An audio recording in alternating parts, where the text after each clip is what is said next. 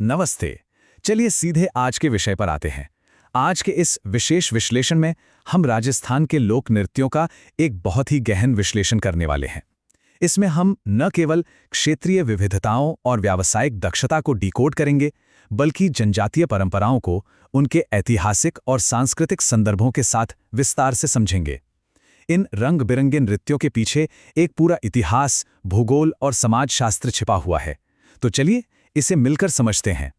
तो आइए देखते हैं कि आज हम क्या-क्या कवर करने वाले हैं। सबसे पहले हम समझेंगे कृषि और रीतियों का तर्क, फिर शाही और अग्नि नृत्यों के विपरीत पहलू, उसके बाद जालोर और शेखावाटी की थाप, फिर उन नृत्यों की बात करेंगे जो सदियों पुरानी किंवदंतियों से जन्मे हैं, और अंत में देखेंगे व्यावसायिक भक्ति का अनूठा संगम। भाग 1, कृषि और ऋतुओं का तर्क, जो असल में इन नृत्यों की नींव है। अब जरा इस आंकड़े पर गौर कीजिए। ऐतिहासिक रूप से राजस्थान की लगभग 62% आबादी पूरी तरह से खेती पर निर्भर थी। लेकिन हम सब जानते हैं कि रेगिस्तान में खेती करना कोई आसान काम तो है नहीं। अक्सर अकाल और सूखे की मार झेलनी पड़ती थी। तो सवाल ये था कि जब खेतों में काम नहीं है तो आजीविका कैसे चले। बस यहीं से व्यावसायिक नृत्यों का उदय हुआ। खाली समय और मुश्किल मौसम में लोगों ने मेलों और त्योहारों में नृत्य करके कमाई का एक बिल्कुल नया और रचनात्मक रास्ता निकाल लिया। अब यहाँ एक बहुत ही दिलचस्प और तार्किक सवाल उठता है। पारंपरिक राजस्थानी समाज में ये कौन तय करता था कि कौन नाचेगा और कब नाचेगा? क्या इसके पीछे कोई नियम थे, या फिर जैसा कि हमने अभी देखा, इसके पीछे भी खेती और बदलते मौसम का कोई छुपा हुआ विज्ञान था? चलिए इस रहस्य को सुलझाते हैं। अगर हम इसे ऋतुओं के चश्मे से देखें तो सब कुछ एकदम साफ हो जाता है। उदाहरण के लिए होली को ही ले लीजिए। होली फाल्गुन के महीने में आती है और इस समय किसान खेतों के काम से लगभग पूरी तरह मुक्त होते हैं। इसीलिए होली के ज्यादातर नृत्य जैसे गींदड़ या गैर मुख्य रूप से पुरुषों द्वारा किए जाते हैं। इसके बिल्कुल उलट गणगौर और तीज जैसे त्योहारों पर खेती का काम अपने चरम पर होता है। पुरुष खेतों में व्यस्त होते हैं, तो जाहिर है उत्सव की ये जिम्मेदारी महिलाओं पर आ जाती है, और तब घूमर जैसे शानदार नृत्य सामने आते हैं। शादियों में जो ढोल या कच्ची घोड़ी जैसे नृत्य होते हैं वो साल भर चलते हैं, और वो भी ज्यादातर पुरुषों के हिस्से में ही आए। यानी देखा जाए तो हर एक चीज एक बहुत ही व्यवस्थित कृषि आधारित तर्क पर टिकी हुई थी। आगे बढ़ते हैं भाग 2 की ओर, शाही और अग्नि नृत्य। 80 ये सिर्फ एक नंबर नहीं है, ये असल में घूमर नृत्य की पूरी जान है, उसकी आत्मा है। घूमर करते समय जो खास लहंगा पहना जाता है ना, उसमें 80 कलियां होती हैं। सोचिए, जब नृत्यांगना गोल गोल घूमती है तो इन 80 कलियों के लहंगे का जो अद्भुत वृत्ताकार फैलाव होता है वो एक शानदार घूम का प्रभाव पैदा करता है। और बिल्कुल सही पकड़े हैं, इसी घूम से इस नृत्य को अपना नाम मिला, घूमर। और घूमर कोई साधारण नृत्य नहीं है, ये राजपूताना वैभव का एक बहुत बड़ा प्रतीक है। इसमें एक बहुत ही खास 8 मात्रा का कहरवा ताल बसता है, जिसे सवाई कहते हैं। और इसका यह नाम यूं ही नहीं पड़ गया। जयपुर के राजाओं की शाही उपाधि सवाई हुआ करती थी, और उनके सम्मान में ही इस ताल का नाम सवाई रखा गया, क्योंकि ये पूरी कला राजपूत शासकों के संरक्षण में उनके शाही दरबारों में ही तो परवान चढ़ी थी। अब घूमर की एक और बड़ी खास बात है, इसकी गरिमा। असली घूमर में एकदम लचकदार संचालन देखने को मिलता है। इतने ऊर्जावान नृत्य के बावजूद इसमें एक बहुत ही सख्त किस्म की शालीनता और मर्यादा बनाए रखी जाती है। ध्यान देने वाली बात यह है कि इसमें हाथ कभी भी कंधों से ऊपर नहीं जाते। ये सिर्फ एक नृत्य शैली नहीं है, बल्कि उस समय के सांस्कृतिक मूल्यों का सीधा सीधा प्रकटीकरण है। अब जरा इस शाही शालीनता से एकदम विपरीत माहौल में चलते हैं। बीकानेर के कतरियासर गांव, यहां जसनाथी संप्रदाय का अग्नि नृत्य होता है, और सच मानिए ये रोंगटे खड़े कर देने वाला होता है। धधकते अंगारों का एक ढेर होता है जिसे धूणा कहते हैं, और नर्तक उस पर नंगे पैर नृत्य करते हैं। इसके 3 मुख्य चरण होते हैं। पहला है मतीरे फोड़ना, जहां वो जलते हुए अंगारों को अपने हाथों या दांतों से तोड़ते हैं। दूसरा है फूल खिलाना, जब अंगारों को हवा में उछाला जाता है। और तीसरा सबसे हैरान करने वाला हल जोतना, जहां वो अपने पैरों से अंगारों को ऐसे धकेलते हैं मानो खेत जोत रहे हों। बिल्कुल अविश्वसनीय। चलिए अब रुख करते हैं हमारे तीसरे भाग का, जालोर और शेखावाटी की थाप। यहां हम बात करेंगे जालोर के मशहूर ढोल नृत्य की, जो अपनी एक बेहद खास शैली के लिए जाना जाता है। इसे कहते हैं थाकना। अगर आसान शब्दों में कहूं तो थाकना का मतलब है माहौल में ऊर्जा को उसके चरम तक ले जाना।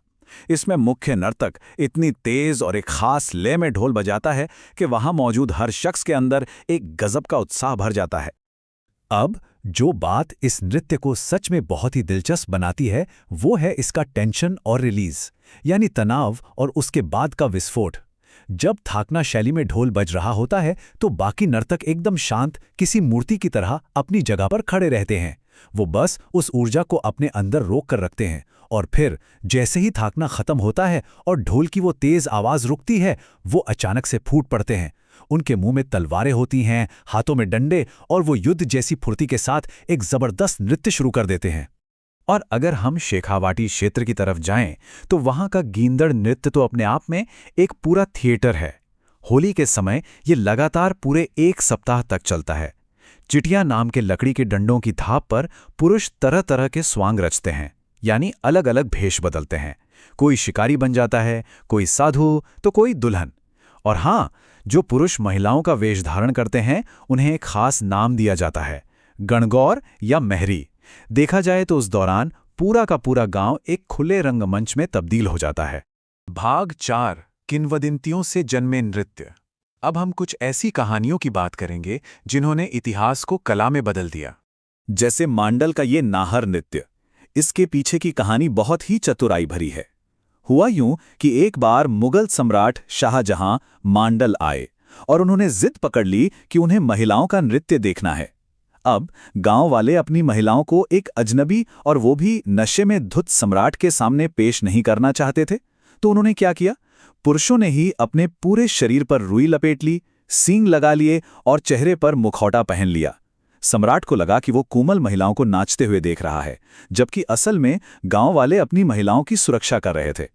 एक ऐतिहासिक बचाव का ये शानदार तरीका आज एक बहुत ही लोकप्रिय पारंपरिक नृत्य बन चुका है। और जोधपुर का ये गुड़ला नृत्य तो किसी महाकाव्य जैसी कहानी बयां करता है। बात 15वीं सदी की है, जब मल्लू खान की सेना के सेनापति गुड़ले खान ने पूजा कर रही कुछ स्थानीय लड़कियों का अपहरण कर लिया था। मारवाड़ के राव सातल ने उन लड़कियों को बचाने के लिए एक भयंकर युद्ध लड़ा और गुड़ले खान के सिर को तीरों से छलनी कर दिया। उसी ऐतिहासिक जीत और उन लड़कियों की सुरक्षित वापसी की याद में आज भी महिलाएं अपने सिर पर एक ऐसा मटका रखकर नृत्य करती हैं जिसमें अनगिनत छेद होते हैं और अंदर एक दीपक जल रहा होता है, जिसे गुड़ला कहा जाता है। यह देखना सच में अद्भुत है कि कैसे एक हिंसक ऐतिहासिक लड़ाई एक इतने सुंदर और भावनात्मक सांस्कृतिक उत्सव में बदल गई। और अंत में हमारा 5वां भाग, व्यावसायिक भक्ति। और ये संख्या 13 बहुत ही शानदार तरीके से समझाती है कि इस अगले नृत्य का नाम 13 ताली क्यों रखा गया। इस नृत्य में 13 की संख्या का बहुत गहरा महत्व है। जो नृत्यांगना होती है वो अपने शरीर पर पूरे 13 पीतल के मंजीरे बांधती है, 9 मंजीरे दाहिने पैर पर और 2-2 दोनों कोहनियों और हाथों में। जब ये नृत्य होता है और ये 13 मंजीरे आपस में टकराते हैं तो जो ताली या ध्वनि उत्पन्न होती है वही इस पूरे नृत्य का मुख्य आधार है।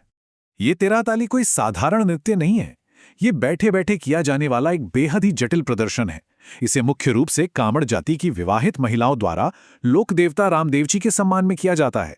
अब सबसे दिलचस्प बात सुनिए, नृत्य के दौरान मंजीरे बजाते हुए ये महिलाएं घर के रोजमर्रा के कामों का भी बहुत ही सजीव अभिनय करती हैं, जैसे गेहूं फटकना या फिर आटा गूंदना। और तो और वो अपने मुंह में एक तलवार भी दबा लेती हैं, जो देवी हिंगलाज माता के प्रति उनके सम्मान को दर्शाती है। मतलब ये एक ही नृत्य में कला, रोजमर्रा के कृषि जीवन, व्यावसायिक कौशल और गहरी धार्मिक आस्था सब कुछ समेटे हुए है, एक पूरा पैकेज। तो आज के इस विश्लेषण में हमने देखा कि कैसे राजस्थान के इन नृत्यों की जड़ें वहां के सूखे खेतों, शाही दरबारों और पुरानी ऐतिहासिक लड़ाइयों में बहुत गहराई तक समाई हुई हैं। लेकिन आज इस तेजी से बदलती दुनिया में एक बहुत ही अहम सवाल हमारे सामने खड़ा है। जैसे जैसे नई और आधुनिक धुनें इन प्राचीन लयों की जगह ले रही हैं, क्या ये ऐतिहासिक नृत्य भविष्य में केवल पर्यटकों को लुभाने वाले स्टेज शो बनकर रह जाएंगे, या फिर ये अपनी उस मूल जीवंत आत्मा को बचा पाएंगे जिसने इन्हें जन्म दिया था? इस सोचने पर मजबूर कर देने वाले सवाल के साथ हम आज का ये विश्लेषण यहीं समाप्त करते हैं। हमारे साथ जुड़ने और इस सांस्कृतिक यात्रा का हिस्सा बनने के लिए बहुत बहुत धन्यवाद।